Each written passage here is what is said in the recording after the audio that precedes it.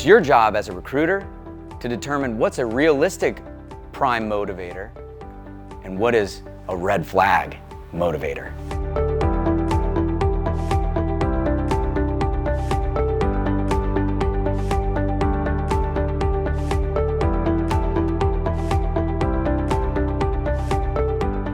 What do you think is a realistic reason for leaving a job or taking a job? Number one that we find in the industry is maybe a long commute. Number two might be getting passed up repeatedly on promotion opportunities. Number three, perhaps they're motivated to find new technology, new techniques, be exposed to new work situations that they haven't seen and that aren't offered in their current job. Number four, perhaps there's some unethical behavior.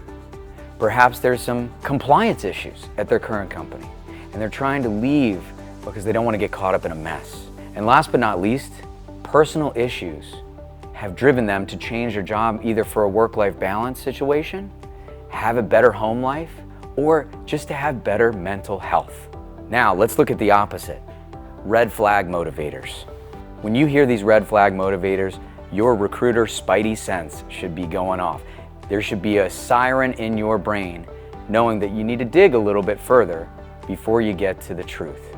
When someone says anything that's vague, anything that sounds a little bit confusing, as recruiters, it's our job to dig. Number one, it wasn't a good fit. Well, what does that really mean? It wasn't a good fit.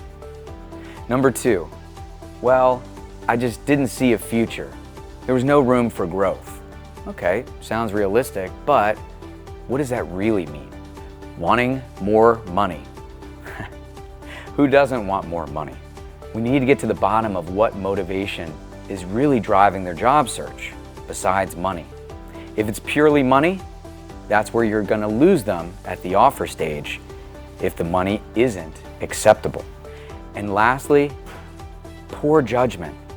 Taking a job and leaving a job within just a couple of months.